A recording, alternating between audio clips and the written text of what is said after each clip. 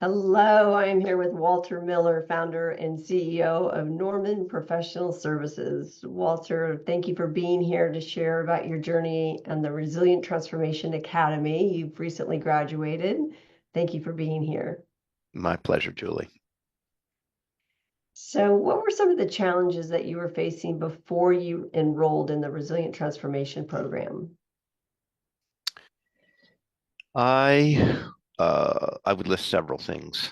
Um, One, I have been trying to lose the 25 pounds I gained during COVID for quite some time. And so mindlessly eating and emotionally eating as an emotional response to stress was something I had been working on and uh, not seeing much success. Um, I had problems sleeping at night.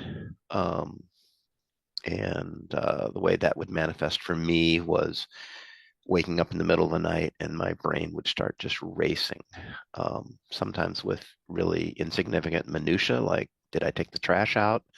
But always there was a blend of negative self-talk at 2 a.m. in the morning. Um, as a small business owner, I would say I am like many small business owners, often trying to cram, 60 or 70 hours of work into a 40-hour week. So I think uh, one of the things that intrigued me when I heard you speak was just trying to get into flow and try and find ways to work more efficiently. Um, and I've always been a curious person about new ways of improving myself, whether those are very physical and prescribed, like exercise, whether they're or whatever they are, self-help, experiential weekends, you name it. I've probably tried some of it sometime. All right, so you've done a lot and you've probably tried to fix this problem in the past, like the emotional eating when you're stressed, but it sounded like a lot of things that didn't work for you in the past. That's correct. And so how is this program different than anything else that you had tried before? Well, one thing that attracted me to the program, so I'm the son of a physician, and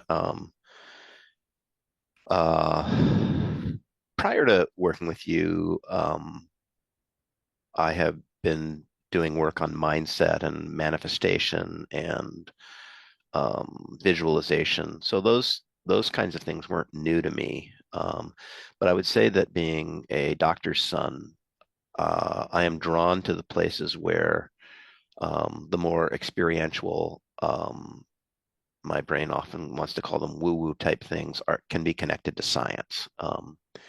That gives me greater confidence in them. It makes me more likely to try them. Uh, which probably says as much about my upbringing as it does anything else. So when I heard you speak, I was attracted by the boatload of science you threw into your presentation. Um, and I also believe that um, I don't think there's one magic pill for me to take and everything is better. So I'm very open to trying lots of different things that can be in my toolbox. And um, I had done some biofeedback work many, many years ago on something completely unrelated. So the concept of using the heart matter biofeedback was also very intriguing to me. So, in using that biofeedback and understanding a lot more about your energy and what was happening inside the human body, in particular the autonomic nervous system, as you were using that, and you talked about how you wanted to lose weight when you came in, you had that negative mind chatter, or just even thinking about taking out the trash in the middle of the night. Part of the reason that you also came in was to decrease that negative self-talk. So, Absolutely. yeah. So can you talk a little bit about where you are on the other side of that? You talked about your motivation for doing the program. But what has happened now that you've implemented the biofeedback? Is the negative self-talk, is it decreased? Are you sleeping better? Do you have more energy? The negative self-talk has definitely decreased. I'm definitely sleeping better. I definitely have more energy. I attribute that uh, both to the biofeedback, but I think your techniques around paying attention to language, red light and green light language, as you call it, was very helpful. And one of the ways it showed up in my sleep is improved quite dramatically. I wouldn't say my problems are all gone, but they're severely diminished. But what is noticeable is when I wake up and I can't get back to sleep, it's often that I just can't get back to sleep. I'm not sitting in a cesspool of negative self-talk and minutia details of like, did I take the trash out? It's just my mind is kind of quiet, but I'm having trouble getting back to sleep, and that's a big change for me and a welcome change. You and I have talked about specifically Sundays being problematic for me, um, and not sleeping well on Sunday. I used to dread Sunday nights, almost expecting a bad night of sleep, and that's pretty much gone. I wouldn't say it's vanished forever, but it's severely diminished, and a lousy night of sleep on Sunday is a rare thing now. Wow, that's a big deal because a lot of people have those Sunday night blues Yeah, and to be able to overcome that. And so, in doing so, it sounds like this was more of an inward journey versus an external journey of trying to take different supplements or do something right. out here. It was all the internal journey is what really shifted for you. Yeah, I think it's using the biofeedback and programming my self-talk, uh, visualizing better and positive and healthier outcomes on a Sunday night or how I sleep. All of those that whole cocktail of things improve the situation. I know that was a big part of what you wanted to get out of this is deepen your practice of visualization and imagination. So it sounds like you combined a lot of this stuff about the thoughts and the feelings inside the body with the biofeedback and the science and brought it all together.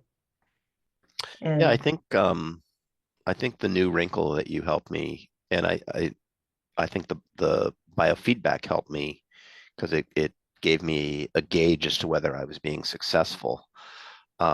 Was to not just go into the thoughts of an experience, but go into the emotions of an imagined experience, either going back in time in a memory or visualizing into a future thing. And it was never a problem for me to go into the thoughts of that experience, but the biofeedback and your guidance helped me get into the emotions of those, and uh, that's a much richer and more effective way of visualizing.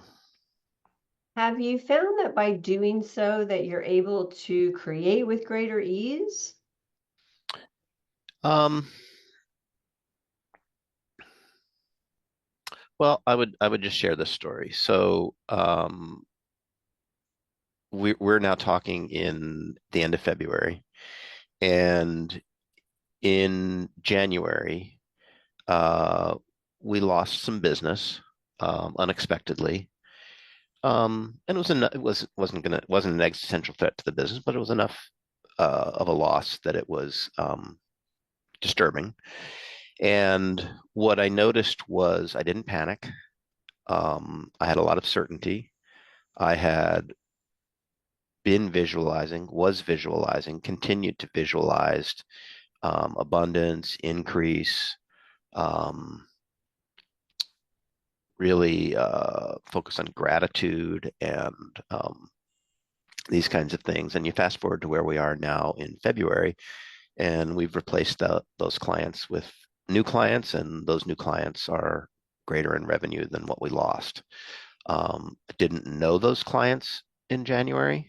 Um, they hadn't appeared yet. Um, I'm not sure exactly to what I can attribute it to. But I think certainly the visualization, the staying in the flow, the um, not freaking out, not going into a scarcity mindset with a lot of harsh, negative, red light limiting kind of language definitely helped. Wow, really beautiful. And I think what you really said is that you didn't freak out. You Yeah. stayed in that state internal. And when you can hold that state internally, that's where the real magic happens. And we say Hmm. magic loosely because it is backed by science, which is really beautiful. And in doing so, and by the way, congratulations. So really beautiful job of, the old Walter before he started may have gone down the rabbit hole of the negative internal dialogue and not sleep and freaked out in the middle of the night. And you just did such a beautiful job of holding that state of abundance and not going back into scarcity. And so in doing so and being able to use the technology and these different techniques stacked on top of each other, would you say that overall, like just as a business owner, have you noticed that you've had more energy? Have you had greater productivity? I think I've had greater, I would say yes to energy. I would say greater focus. Um, Perhaps still not as much focus as I'd like, but it's definitely improved. Um, and I think the biggest difference is this sense of certainty, this sense of not being knocked off my block by things like clients going away or all the kinds of irritations that come up when you're a small business owner. It's not at least as I experience it, it's um, it's a roller coaster. And so to have some tools that help me stay steady amidst all that turbulence is really great. Really beautiful. Kind of helps you navigate the choppy waters when you hit Right, them. right. Yeah. And so, The choppy waters aren't going to go away. So it's I think life, that's right? that's life. Yeah. Yeah, that's life. It's just how are we going to navigate those choppy Right. waters is Exactly. the Hmm. thing. And so, a lot of people might be listening to this now going, wow, that sounds really great. If I could navigate this with greater ease. How would you explain this, like to your best friend? Is there any way that you could kind of sum this up and explain how you're doing that? Well, I think I would say I would say a couple things. One, you can talk to Julie and she'll tell you all the science on this. There's a ton of science behind it. I'm not going to tell you all the science, but there is science behind it. um, and it's objective. So there's lots of science behind it. Uh, and if you've never done anything like this, allow the science that's behind it to give you the comfort that to step into your what might feel uncomfortable to you, what might feel uh, uh, wishy-washy or woo-woo or airy-fairy or so. I don't know what those negative words someone might use, Right. but because another way to put it more neutrally is um, there's science behind it. You're going to enter into if you enter it into with a spirit of exploration, with a spirit of investigation, you will be in a vulnerable space. But in my experience, uh, the most interesting things I've discovered about myself, I had to get vulnerable first. Um, and so embrace that. Really beautiful. And you did get vulnerable and you shared what was working and what wasn't working and how could we go deeper into that and kind of figure it out. And you just really did a beautiful job. It's been absolutely wonderful working with you. And a couple of times through this, you talked about having more energy, greater productivity, greater awareness of your emotional state. You came in and you did want to lose some of the weight that you gained, so you reduced your emotional eating when you're stressed. And it just sounds like you made such a beautiful upward trajectory.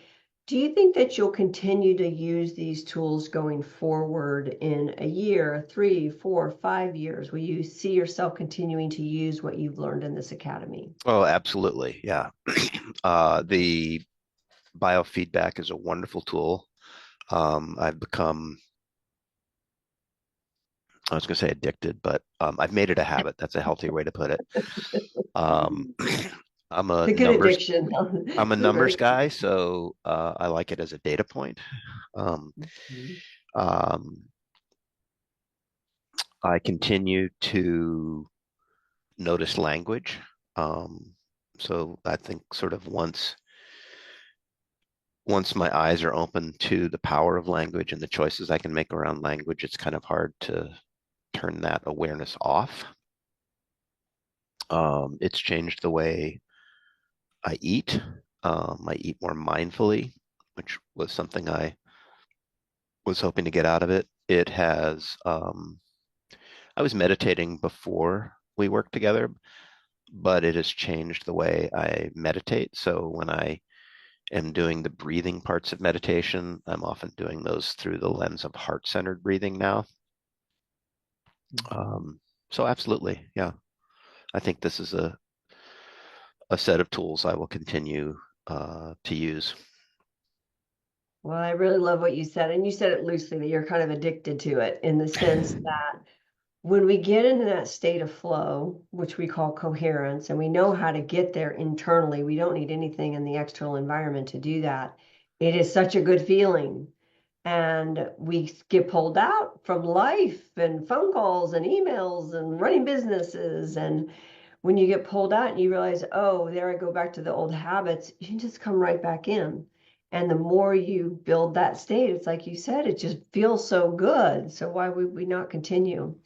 And I just feel like you're at the tip of the iceberg, that the door has been open and you had so many beautiful transformations during this academy. And I think your trajectory is just going to keep going up and up and up and up and up. And so thank you for being here and thank you for sharing your story. It's very inspiring. And thank you for doing the hard work that you did and being vulnerable so that you could see these changes. And congratulations. You're welcome. Thanks for being a great teacher. You're welcome. My pleasure.